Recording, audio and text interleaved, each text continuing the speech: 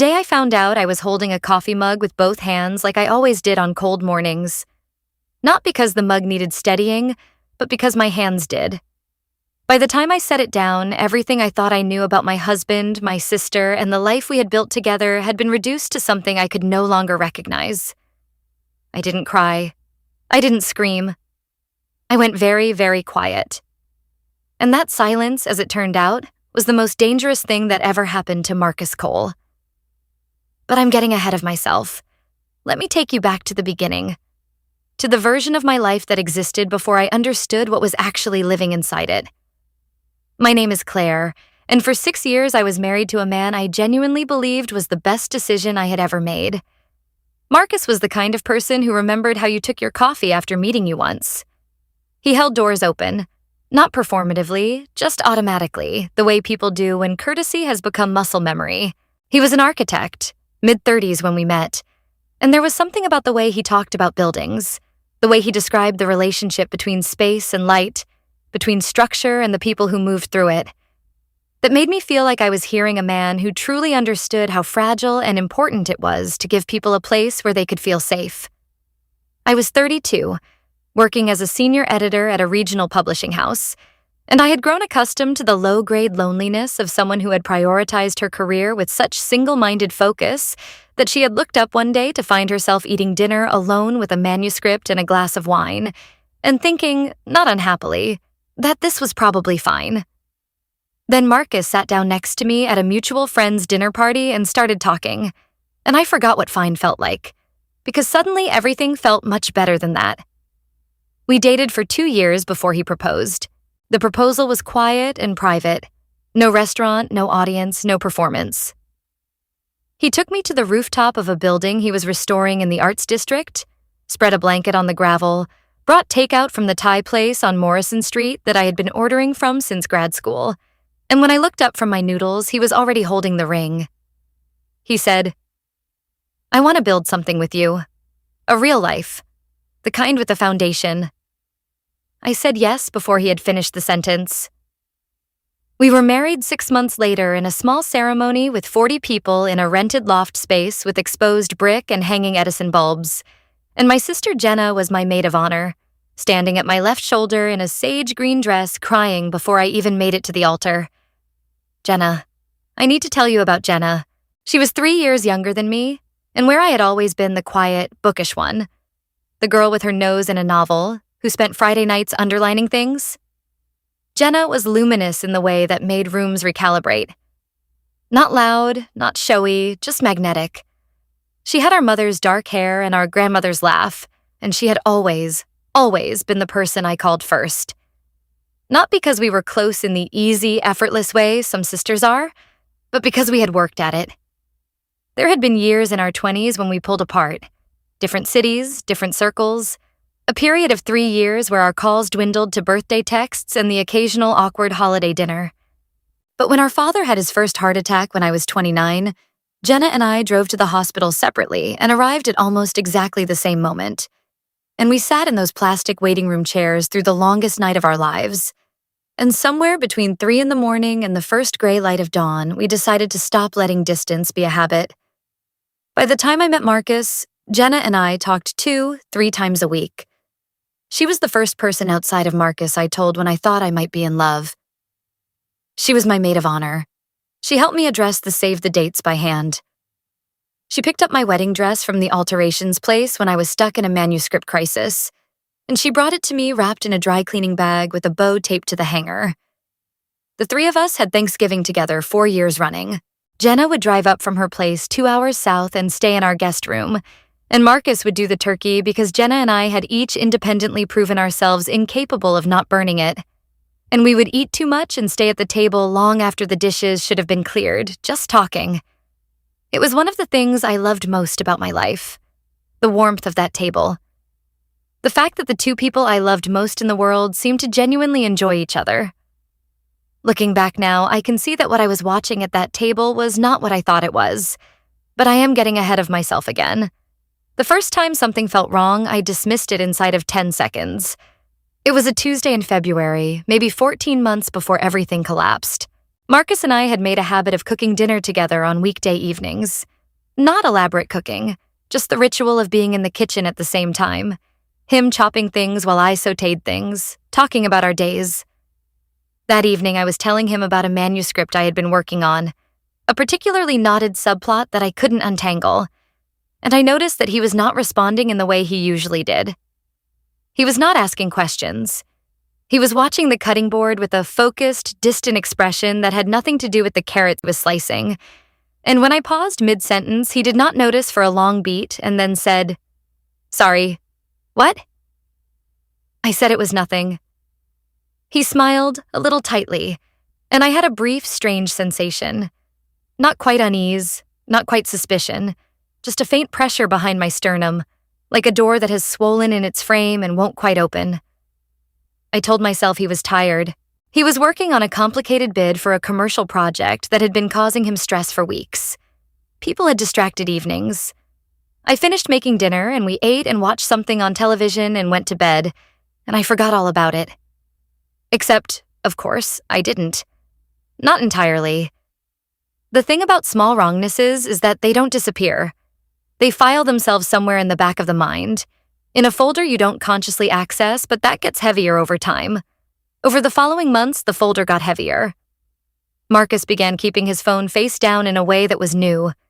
He had always been careless with his phone, leaving it on counters, charging it in the kitchen, wandering away from it without a second thought. Now it traveled with him. To the bathroom. To the garage. He was not glued to it in an obvious way. He was simply never without it. I told myself this was not remarkable. People's phone habits changed. He had started using a new project management app. He was probably getting more emails. The explanations were easy and available, and I chose them the way you choose the nearest umbrella when it starts raining. Gratefully, without examination. Jenna came to visit in April, a long weekend. She arrived on a Friday evening, slightly later than expected, saying she had hit traffic, and I remember thinking she looked different. Not worse exactly, but keyed up somehow, a brightness in her eyes that had an edge to it. She hugged me long and hard when she came through the door, and I squeezed back and said it was so good to see her, and she said yes. It really was. And I felt her exhale against my shoulder like something releasing. We had wine on the porch while Marcus made pasta, and the three of us talked until almost midnight. And it was good. It was genuinely good. The way our Thanksgivings were good. And I went to bed that night feeling the specific, low-key happiness of a life that is working. I did not see what was passing between them in the moments I looked away. I did not see it because I was not looking for it. You don't surveil the things you trust. On Saturday morning, I came downstairs to find Marcus already up and Jenna already in the kitchen, and they were talking. Nothing remarkable. Something about a renovation project Jenna was doing in her bathroom. She was asking his professional opinion about tile patterns or grout or something like that. And when I walked in, they both looked up at me with expressions that were entirely normal. Jenna smiled and handed me a mug she had already poured. Marcus went back to the eggs he was scrambling, and yet something pulled at the edge of my attention. A quality to the conversation's end, the way it had landed a fraction of a second too cleanly, like a page that has been turned before you finished reading it. The door behind my sternum pressed. I opened the cabinet, got a plate, and told myself I was being ridiculous. The visit ended Sunday afternoon.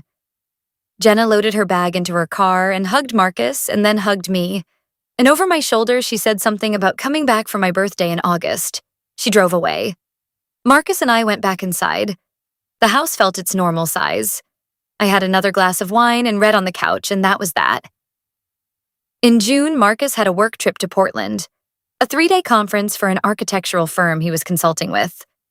He went on a Wednesday, texted me from the hotel that night, called me briefly on Thursday to say the sessions were running long, texted goodnight on Thursday and Friday. He came home Saturday afternoon with a box of coffee from a roaster in the Pearl District, because he always brought something back. Always. That was his thing. He kissed me at the door. He was tired. We ordered pizza and watched a movie, and I thought nothing of it. In July, I started having trouble sleeping. Not dramatically. I wasn't lying awake catastrophizing, wasn't grinding my teeth. wasn't sitting in the dark with spiraling thoughts. I was simply waking at 2 or 3 in the morning, lying still for a half hour, and then drifting back off. I mentioned it to my doctor at my annual checkup, and she said it was probably stress-related and asked how my workload was. I said it was manageable. She said to try magnesium before bed. I did. It helped a little. I did not connect my interrupted sleep to anything other than stress. Then came the Thursday in August that I would later understand as the true beginning of everything. I was working from home, a manuscript deadline that required the kind of sustained, solitary focus you can't get in an office. And Marcus was at his studio downtown. At around 2 in the afternoon, my phone buzzed on my desk. A text from Jenna. "Hey, you around?" "I'm actually in the area. Long story, can I pop by?" I texted back that I was working, but she was more than welcome. Come on over. She arrived 40 minutes later with 2 iced coffees from the place on the corner, and I cleared my papers to one side of the kitchen table and we sat down. She looked good. A little flushed, maybe. The way you look when you've been in the sun or when you've been moving fast and your body is still running warm. She talked about a friend's wedding she was going to in September, about a problem with her car, about a new coworker who was driving her up the wall. I told her about the manuscript. We drank our coffees.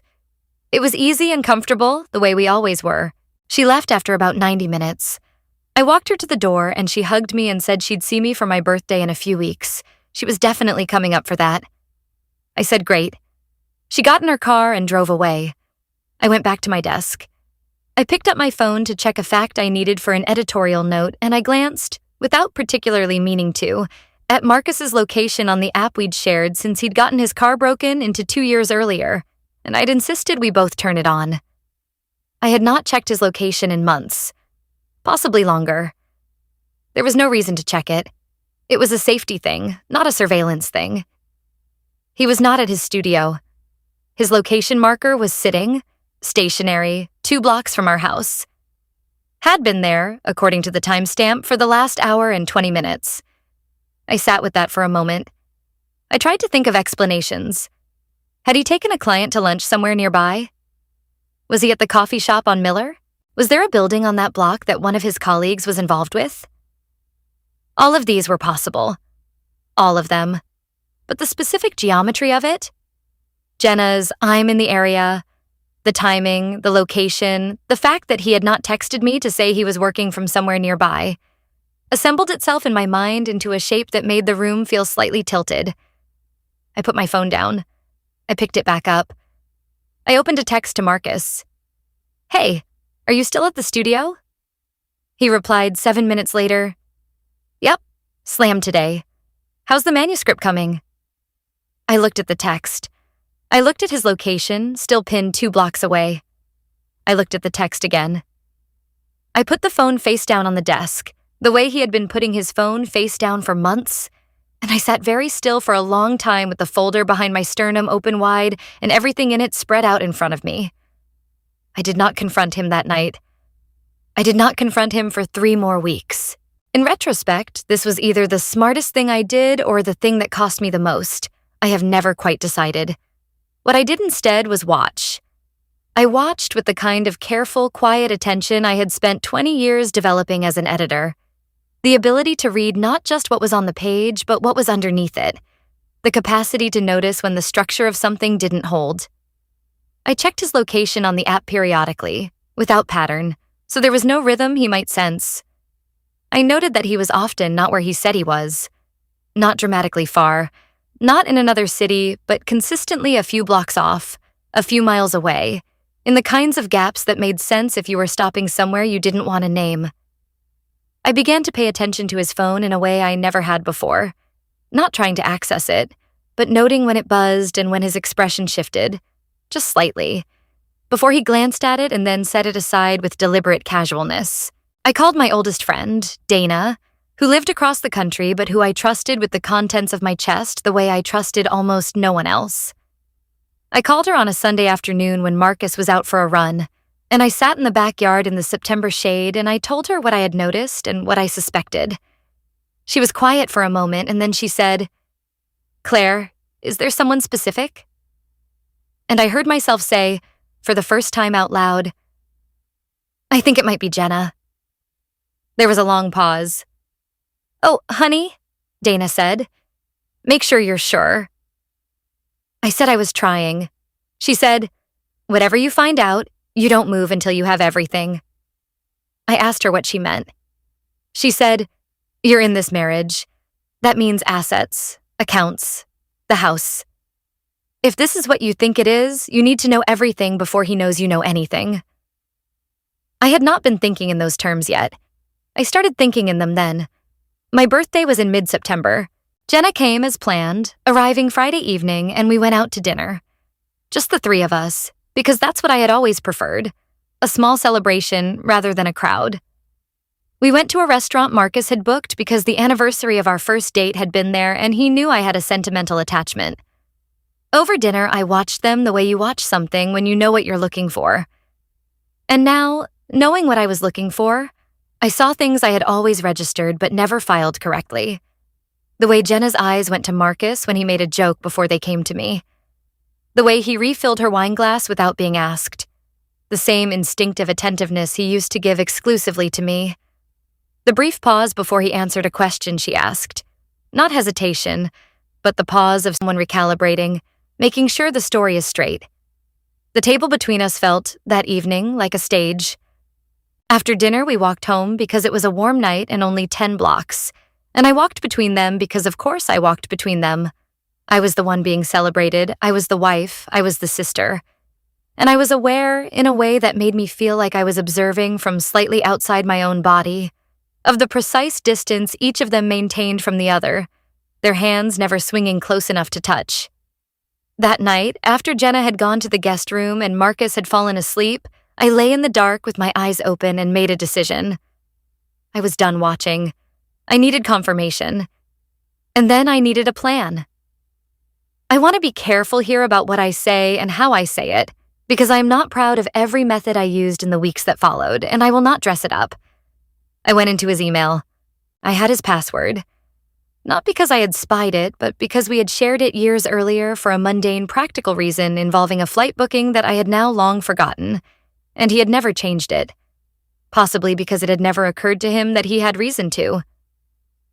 I sat at my desk on a Monday morning when he was at work, and I opened his inbox and I sat back in my chair, very still for 20 seconds before I started reading. It was all there. Not a complete record. These things never are, but enough. Enough to understand the shape of it, that it had been going on for at least 8 months, probably longer. That the Portland Work Conference in June had not been only a conference. That the Tuesday in February when I first noticed him staring at the cutting board had been, I would eventually piece together, the day after something significant had happened between them. There were emails I read once and could not bring myself to read again, not because they were graphic. They weren't particularly, but because of the intimacy of them, the specific vocabulary they had developed, the shorthand, the private references, the particular agony of reading a private language that had been built in the margins of your life while you were sitting 10 feet away. I sat in the chair for a long time. The refrigerator hummed. The neighbor's sprinklers clicked on outside the window. I became aware, eventually, that I was pressing both palms flat against the desk so hard that they were starting to go numb. I lifted them. I looked at the ceiling. I did not cry. Something in me had gone very, very cold, and in that coldness there was a strange clarity, like stepping outside in winter and suddenly being able to see all the way to the horizon. I picked up my phone and called Dana. She answered on the second ring. "I found it," I said. She said, "How bad?" I told her. She was quiet. Then she said, "Okay, listen to me. Close the email. Don't forward anything to yourself yet. We'll figure out how to document it properly. Right now, I want you to call a lawyer." I said I didn't have a lawyer. She said, "You do now. I'm going to text you a name." The name appeared in my messages 3 minutes later. Ellen Marsh, family law, 22 years in practice. I saved the contact. I closed the email. I went to the kitchen and made a cup of tea that I did not drink and stood at the window looking at our backyard, at the garden Marcus had planted 2 summers ago, at the furniture we had chosen together, at the life that was, at this moment, still technically intact. I called Ellen Marsh's office that afternoon. Her assistant took my information and said Ellen would call me back within 24 hours. She called back in 14. I sat in my car in the parking lot of a grocery store 2 miles from home, engine idling, and told her the outlines of what I had found. She did not react with alarm or drama. Her voice was measured and precise, the voice of someone who had heard every version of this particular story and had never stopped taking it seriously. She said she would need to see documentation. She said she wanted to know, before we met, the basics. How long we'd been married, whether we had a prenup, what our major assets were, whose names were on what. I answered all of it. She said, "Don't tell him anything yet. Don't change your behavior. Come see me Friday morning." I said yes. I drove home. I made dinner. I sat across from Marcus at the table where I had sat 1,000 times before, and I talked about my day, and I listened to him talk about his, and I smiled at the right moments and passed the salad when he asked, and inside me there was a door that had closed and locked and was letting nothing out. Ellen's office was in a converted Victorian house on the east side of town, a quiet street with large trees, the kind of place that was designed to feel calm even when everything you brought into it was not. Ellen herself was in her mid-50s, with straight silver-gray hair and reading glasses she wore on a chain, and she had the quality that I imagine the best surgeons have. A steadiness that was not coldness. A warmth that had not been allowed to cloud the precision of her thinking. I laid out everything I had. She listened without interrupting. When I was done, she asked me several questions, exact, practical questions about assets and accounts and property, and I answered all of them, and then she leaned forward slightly and said, "Claire, what do you want the outcome of this to be?" I had been sitting with that question for 2 weeks without quite asking it of myself in those terms. I looked at her. I said, "I want to divorce him. I want what's mine. And I want them to have to live with what they've done. Not in a vague sense. I want there to be consequences." Ellen held my gaze. She said, "Then let's make sure we're in a position to make that happen." She pulled a yellow legal pad toward her and uncapped a pen, and we spent the next 2 hours building the architecture of what came next. The first thing Ellen did was connect me with a forensic accountant named Roy, a quiet, meticulous man who wore the same style of round-framed glasses every time I saw him, and who had, I learned, spent 15 years as an IRS auditor before moving into private practice. Roy went through 6 years of our joint finances with the kind of attention that made you feel every number had been personally interviewed. It took him 9 days. When he presented his findings to me and Ellen together in Ellen's office, he did it without inflection, which somehow made it worse. Marcus had been, slowly and carefully, moving money, not dramatically, nothing that would have triggered an alert or required explanation, but consistently. Small transfers, irregular timing, accounts I had no knowledge of. Over 18 months, Roy estimated, approximately $41,000 had been relocated from our joint accounts into an account in Marcus's name alone. The forensic accountant put his pen down on the table and looked at me and said, "It's not the most egregious case I've seen, but it's deliberate. He planned it." I thought about what Dana had said. Make sure you have everything before he knows you know anything. I thanked Roy. He said he would have documentation ready within the week. Meanwhile, I had a conversation I had been dreading more than any of the rest of it. I called Jenna on a Tuesday evening, the way I always called her, the way I had been calling her for years. She answered on the third ring, sounding tired but warm. We talked for 20 minutes about nothing important.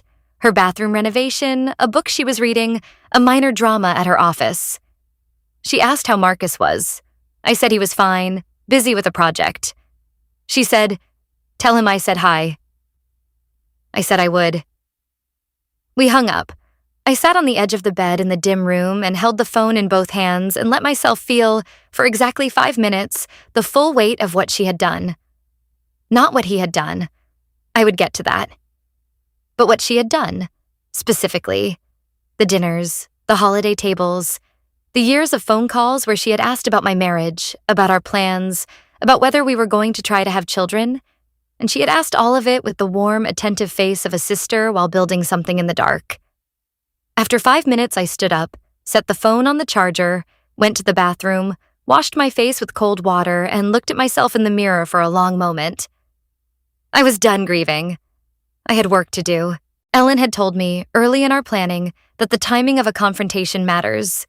Not for emotional reasons, but for strategic ones.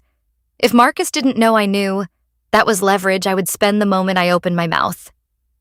So, we moved first on the financial side. Roy's documentation went to Ellen. Ellen filed papers that I did not yet understand the full significance of, but which she assured me were the right first moves, securing positions on the house, on accounts, on shared assets. We established quietly and completely where everything stood before Marcus had any reason to suspect the table was being set. I also did something Ellen had not suggested, but had not advised against when I told her I was considering it. I started making calls. Not to anyone in our immediate circle. Not yet. But Marcus's professional world was not entirely separate from mine. Publishing and architecture overlapped more than you might think, at a certain level, in a city this size. I had contacts, I had context, and I had now documentation that could be verified. I did not call his firm. I did not call his partners. What I did was have a quiet conversation with a woman named Patricia, who ran the city's most well-regarded architecture review board and with whom I had served on a civic committee 3 years running. I told Patricia that I had come across some information about a current committee candidate that she would want to know about before the vote. I told her about the financial irregularities Roy had documented. I told her that the documentation was available. Patricia was quiet for a moment, and then she said, "Thank you, Claire. I'll handle it from here." She did. The committee vote happened 2 weeks later. Marcus was not appointed. He told me about it over dinner, baffled and angry. He'd found out that morning. He said there must have been some kind of administrative error, that someone had raised questions based on, he thought, some kind of misunderstanding about his accounts. I watched him across the table and I said, "That's awful. Do you want to contest it?" He said he was going to look into it. He looked unsettled in a way I had not seen before. Not frightened, not guilty, just off balance, the expression of a man who has been struck from a direction he wasn't watching. Good, I thought. This is what that feels like. I passed him the bread. The following week, I called Jenna. This time, I did not pretend. I drove to her town, did not tell her I was coming, called her from the parking lot outside her building. She answered and I said, "I'm outside." There was a pause, a long one. Then she said, "What?" I said, "I'm outside your building. Come down or I'm coming up." Another pause. She said, "Okay." She came down 8 minutes later in a sweater she'd clearly just pulled on, her hair not quite brushed, and she walked through the lobby doors and stopped when she saw my face. I was leaning against my car. The morning was cold and gray. I said, "I know." She opened her mouth. I said, "Don't." She closed it, her eyes filled with tears. I felt nothing. No softening, no reflex toward comfort, which had always before been my automatic response to her crying. I said, "How long?" She said, "Claire." I said, "How long, Jenna?" She looked at the ground.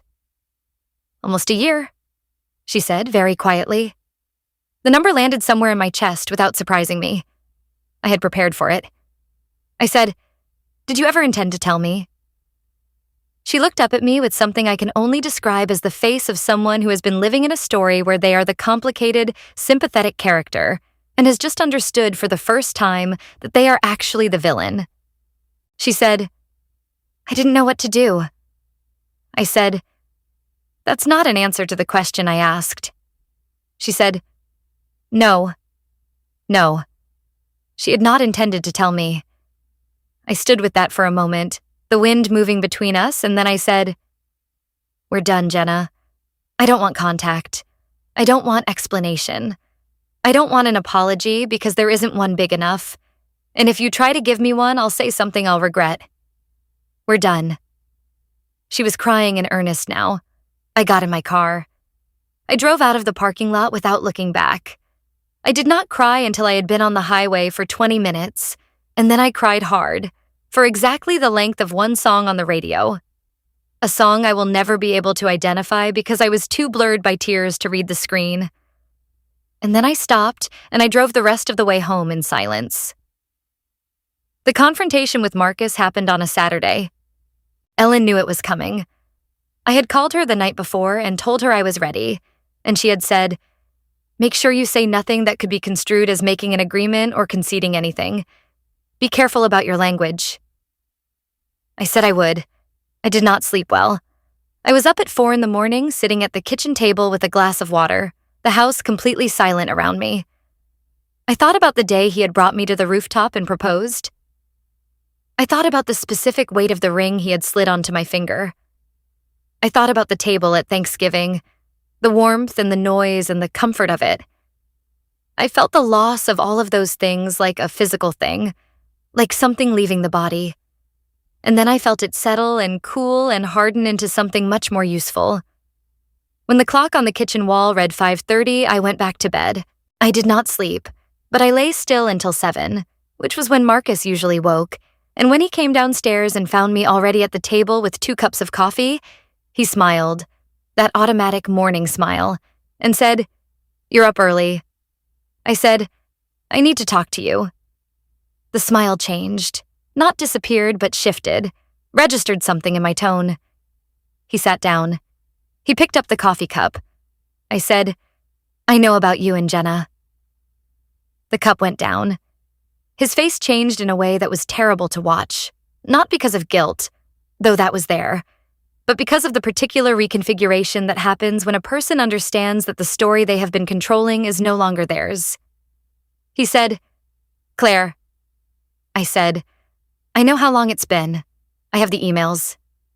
A pause. "I also know about the accounts." He went very still. "The $41,000, I said. Roy was very thorough. Something in his face shifted again, and for a moment I saw something close to fear. He said, "Who did you?" I said, "My lawyer's name is Ellen Marsh. She'll be in touch with yours." He said, "Claire, please, we can talk about this. I said, "We are talking about it. I'm telling you where things stand." He looked at me for a long moment. I looked back at him, and I thought of the building he had described when we first met, the relationship between structure and light. And I thought, I know exactly what kind of structure you built here, and I know exactly how much light it let in. "We're done, Marcus," I said. "You should call a lawyer." I left the house that afternoon, which I know sounds counterintuitive, but Ellen and I had discussed it. Staying and cohabitating through the divorce proceedings would be difficult, and the house was going to be an asset I had a strong claim on regardless of who slept in it. I moved into Dana's sister's apartment. Dana had arranged it remotely, bless her, and I took the things I needed and I did not look back as I carried them to my car. The divorce proceedings were not brief, but they were, in Ellen's word, clean, by which she meant that the documentation was thorough enough and Marcus's position was compromised enough that the alternative to settlement, for him, was considerably worse. The financial irregularities were filed in the divorce record. The house was awarded to me in settlement. Marcus's firm, who had begun, by this point, to hear things through the professional network that Patricia had very quietly allowed to circulate, opened their own internal review of accounts he managed that had any crossover with the joint finances. He was not fired, technically, but his position changed in ways that were significant and permanent. And then there was Jenna. I had said we were done, and I meant it, and I held to it. Our mother called me, distressed, 2 weeks after I confronted Jenna. Jenna had told her some version of events, a version that I can only guess at, but that probably leaned toward the complicated feelings side rather than the full accounting. My mother called crying and asked if there was anything she could do, and I said I didn't need anything done. I needed space, and I asked her to please not use our phone calls to relay messages from Jenna. She said she understood. She kept calling, which was good. She was not choosing. She was grieving, and I could hold space for that. My father, characteristically, said almost nothing, but drove 4 hours one Saturday to take me to lunch. And when we were sitting across from each other at a diner with terrible coffee, he looked at me and said, "You're going to be okay." Not a question. I said, "I know." He nodded. We talked about other things. There was one more thing. Marcus had not, in the months since I confronted him, seemed to understand the full shape of what was coming. He had engaged a lawyer, gone through the proceedings, settled, but he seemed to have calculated that the professional damage would be contained, that the financial penalties were manageable, that life would reconfigure itself around the disruption and continue. What he had not calculated was the review article. I know a woman named Simone who writes about architecture for 3 different publications with national reach. We had been friendly for years, overlapping at events, sharing a table at a conference. She had been following, as these things moved through professional networks, the story of what had happened to Marcus in the committee appointment. She had, as these things go, filled in more of the picture from what circulates. She called me and asked very carefully whether I would be willing to speak on record about the financial documentation that had emerged in the divorce proceedings. Financial impropriety in architecture firms, she explained, had become a subject of journalistic interest. The records were public. She didn't need my participation, but having it made the story more complete. I thought about it for 24 hours. I called Ellen.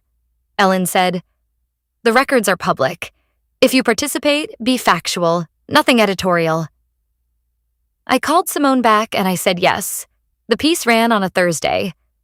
By Friday afternoon, Marcus's firm had placed him on administrative leave pending an external audit they had apparently been considering for some time and now had additional public motivation to conduct.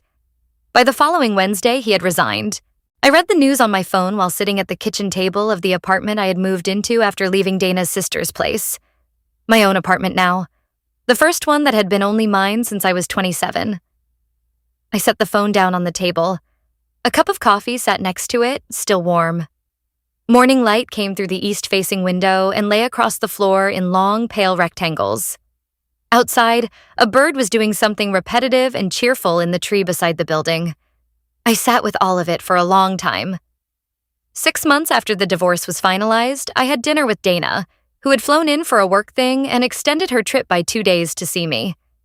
We went to a place I had found in the new neighborhood, small, Italian, with candles stuck in wine bottles on the tables, the kind of place that is genuinely warm rather than aesthetically warm, which is a distinction that matters. We ordered too much and ate most of it anyway and talked for 3 hours. At some point, Dana leaned back in her chair and said, "So, how are you actually?" I thought about the question. I said, "I'm better than I thought I'd be. And some days I'm worse than I expect. But mostly," I turned my wine glass in my hands. "Mostly I'm okay. I'm actually okay." She looked at me and smiled, the kind of smile that comes from knowing someone for 20 years and recognizing when they're telling the truth. She said, "Good." We ordered dessert. My mother called on a Sunday morning 4 months after that. She said Jenna had moved. She had taken a job offer in another city, a real opportunity, and she had gone. My mother's voice was carefully neutral, waiting to see how I would receive the news. I said, "I hope it works out for her." I meant it, which surprised me slightly. Not warmly. I did not feel warmth, but genuinely. The chapter was closed. It did not require me to wish her ill any further.